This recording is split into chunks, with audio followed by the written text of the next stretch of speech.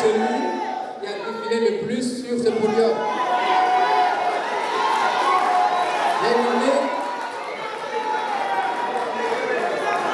qui doit aimer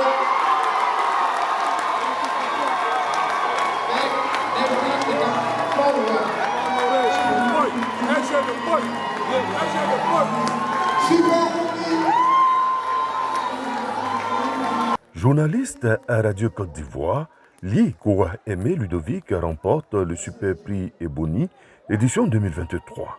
En plus du Super Prix, le lauréat a reçu 4 autres distinctions, dont celui du meilleur journaliste radio. C'est un sentiment de fierté, une immense joie qui m'anime, et cette fierté-là, je la partage avec toute la rédaction de Radio Côte d'Ivoire et l'ensemble du groupe RTI.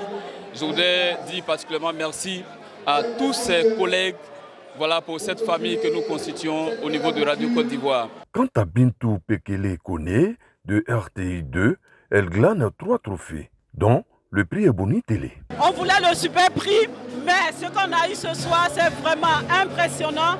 On rend gloire à Dieu qui a permis cela. Je voudrais dire merci au directeur général de la RTI. Et ça rassure qu'il faut travailler, il faut aller de l'avant. L'UNJCI, l'Union nationale des journalistes de Côte d'Ivoire, à l'ère de l'intelligence artificielle. C'est autour de ces thèmes que les festivités de l'édition 2023 du Week-end des Oboni ont eu lieu à Yamoussoukro. Occasion pour le président de l'UNJCI de souligner les conditions de travail des journalistes. Ce plaidoyer ne signifie nullement pas que le journaliste, par notre voix, passerait sous silence ou par ingratitude l'effort soutenu que le gouvernement, sous le magistère éclairé de son Excellence Alassane Ouattara, pour venir en aide aux médias. À travers l'ASDM, des concours importants sont accordés aux médias dans leur ensemble. Monsieur le représentant du Premier ministre, les journalistes entendent un peu plus du gouvernement afin qu'ils puissent remplir convenablement leurs fonctions sociétales. Parrain de la cérémonie, le Premier ministre, ministre des Sports et du Cadre de vie, Robert Begré-Mambé. Il était représenté pour la circonstance par le ministre de la Communication et de l'Économie numérique. Amadou Koulibaly était entouré de plusieurs personnalités venues soutenir les hommes de presse. Le porte-parole du gouvernement invite les journalistes à plus de professionnalisme. À quelques mois de la prochaine présidentielle dans notre pays, diffuser la vraie information, la bonne information, sur toutes les plateformes et peu importe les outils, doit être votre préoccupation.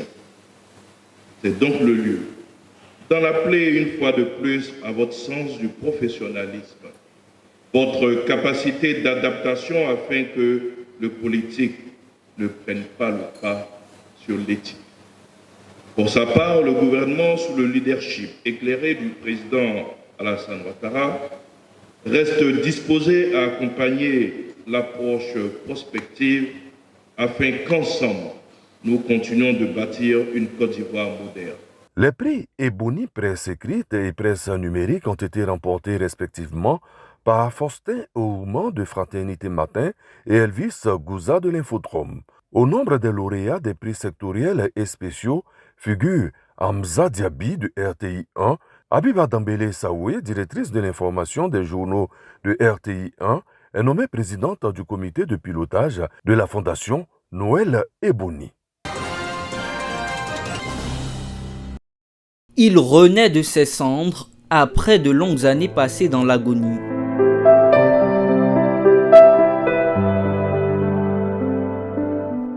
Le centre culturel d'Odiéné, complètement relooké par le conseil municipal, se présente fièrement dans ses nouveaux apparats.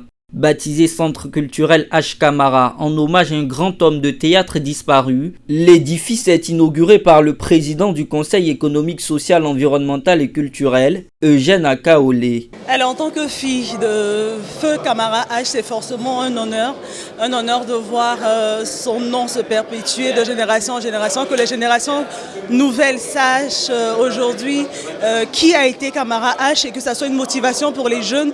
Oui, on va beaucoup s'épanouir ici. Je sens qu'on va beaucoup s'amuser. On va danser au niveau des danses traditionnelles surtout. un peuple sans culture est un peuple qui va mourir tout doucement. Donc rénover ce centre culturel, c'était une très très bonne chose.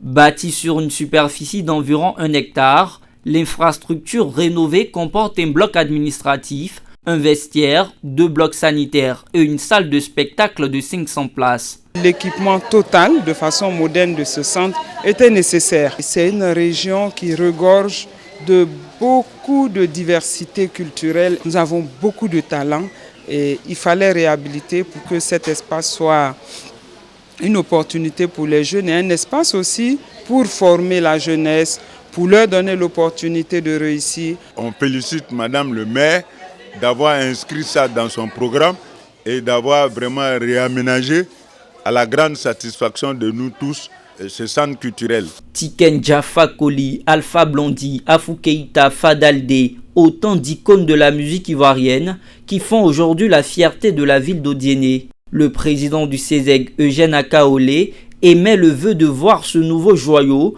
contribuer à la promotion de jeunes talents et au renforcement du positionnement culturel d'Odiéné. Je demeure persuadé que le bel édifice que nous inaugurons ce jour contribuera à mettre en lumière la richesse de la culture propre aux Odiénékas et favorisera l'éclosion de talents originaux.